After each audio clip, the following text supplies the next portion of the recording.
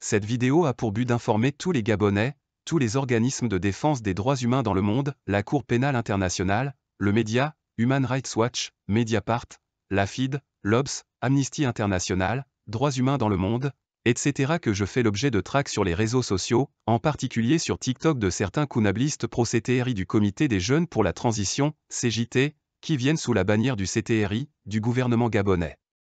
Les principaux auteurs sont les Gabonitudes et Xeno Occupe-toi de ton pays.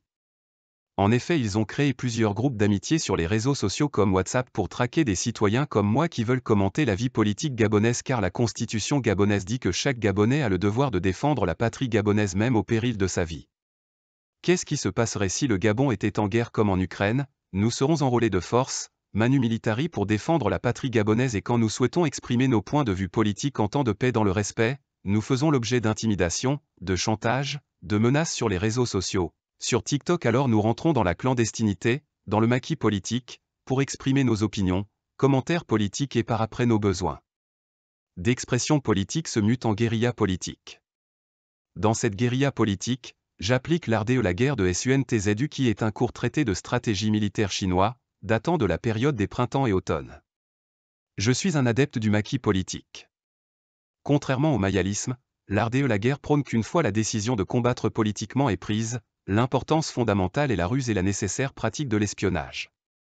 Il offre des leçons précieuses sur la stratégie, l'adaptabilité et l'importance de l'information, applicables à divers domaines de la vie moderne. Comme vous pouvez le voir dans cette capture d'écran, dans cette image, les activistes pro-CTRI, du Comité des Jeunes pour la Transition, CJT, viennent régulièrement bloquer mes vidéos sur TikTok en les signalant avec des faux motifs pour me museler, pour m'empêcher de m'exprimer mes opinions politiques. Or mes vidéos sont aussi publiées sur YouTube et Facebook. Donc peuple gabonais, vous pouvez visionner mes vidéos sur ces deux plateformes où il n'y a aucun blocage. En outre, je suis physiquement sur le continent américain et non sur le territoire gabonais. Le droit à la liberté d'expression m'est accordé par la Constitution nord-américaine et repose sur le principe que la capacité individuelle à s'exprimer librement, sans crainte de représailles de la part d'aucun gouvernement dans le monde, produit l'autonomie et la liberté qui favorisent un meilleur gouvernement. Dans ma liberté d'expression, je respecte les exceptions qui sont l'obscénité, la diffamation, l'incitation à l'émeute, le harcèlement, les communications secrètes, les secrets commerciaux, les documents classifiés, le droit d'auteur et les brevets. Par ailleurs, je retiens à rappeler que tous les documents, vidéos, audio, etc. qui sont sur Internet sont d'ordre public même s'ils sont d'origine privée. Et que je ne vis pas au Gabon mais je me déplace dans le monde pour la compagnie pour laquelle je travaille. Maintenant je vais vous présenter les principaux auteurs des menaces de représailles, politiques, professionnelles, criminelles, par rapport à mes opinions politiques sur TikTok. Je vous présente Mademoiselle Raissa Sherina Minku Ovono alias les Gabonitudes. Elle vit présentement en France et elle m'a contacté en inbox afin de m'identifier sur la base d'un faux prétexte, soi-disant de lui parler au téléphone en m'écrivant son numéro de téléphone alors que je ne lui ai jamais proposé de lui parler au téléphone. Je lui ai demandé de parler de quoi?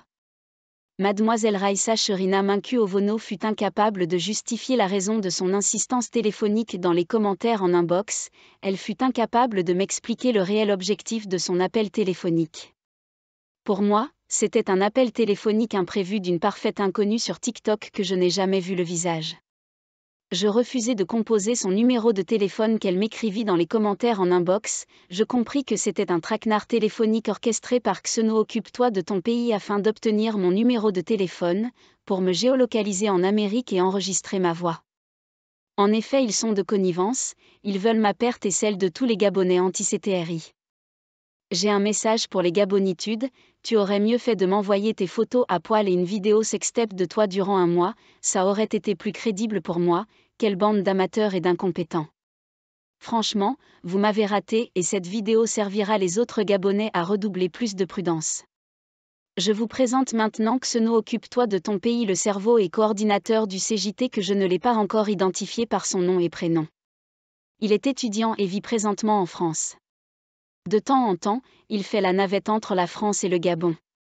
C'est un fils à papa. Xeno Occupe-toi de ton pays a envoyé les Gabonitudes comme appât pour m'identifier à travers un appel téléphonique. J'invite tous les Gabonais qui peuvent m'aider à identifier, nom, prénom, la personne présente sur cette photo comme Xeno Occupe-toi de ton pays. Xeno occupe-toi de ton pays est équé de père et de mère selon ses dires. Par ailleurs, selon ses dires sur les lives TikTok des Gabonitudes, Xeno occupe-toi de ton pays a des relations, des contacts avec l'administration de la présidence de la République gabonaise. C'est par ses relations personnelles qu'il pense exercer ses représailles, politiques, professionnelles, criminelles, contre tous les Gabonais qui manifestent des opinions politiques contraires à l'idéologie politique du CTRI. Voilà encore un autre kunabliste comme Stéphane Zeng qui sera lâché par le CTRI en cas de poursuite judiciaire car il utilise des méthodes douteuses voire criminelles d'intimidation. En outre, Xeno occupe-toi de ton pays a créé un groupe WhatsApp en soutien au CTRI. Depuis, il s'est spécialisé dans la traque des citoyens anti-CTRI comme moi, voulant me museler à travers des intimidations de live sur mon opinion politique, ma liberté d'expression garantie par le premier amendement américain qui dit que le Congrès ne fera aucune loi concernant l'établissement d'une religion, ou interdisant son libre exercice, ou restreignant la liberté d'expression ou de la presse, ou le droit du peuple de s'assembler pacifiquement et d'adresser des pétitions au gouvernement pour qu'il réponde à ses griefs. Je rappelle à Xeno occupe-toi de ton pays que je suis ressortissant nord-américain, que j'ai déjà constitué un dossier avec l'aide de mon avocat en cas d'obstruction à ma liberté d'expression ou de mouvement peu importe au Gabon ou dans le monde. Ce dossier a été déposé au département d'État en cas d'agression, enlèvement ou détention arbitraire par l'État gabonais sans raison ou en cas de crime sur ma personne en tant que citoyen américain. J'interpelle le procureur de la République près le tribunal de première instance de Libreville, Obian MVE Bruno sur les agissements, les intimidations auxquelles je fais face sur les réseaux sociaux et qui peuvent déborder sur mon intégrité physique, sur les menaces sur ma vie. Que Dieu bénisse le Gabon. Vive, laissez le peuple libre. Laissez le peuple vivre. Laissez le peuple libre. Laissez le peuple vivre, vivre, vivre. Mais laissez-le choisir. Élection truquée. Démocratie volée. Opposants arrêtés. Tout est manipulé. Les radios censurées. Les manifs désertés. Les scandales étouffés. Corruption étatisée. Laissez le peuple vivre. Laissez le peuple libre. Laissez le peuple vivre, vivre, vivre. Laissez le peuple libre. Laissez le peuple vivre. Laissez le peuple libre. Laissez le peuple vivre, vivre, vivre. Mais laissez-le choisir. Qui prend nos gisements.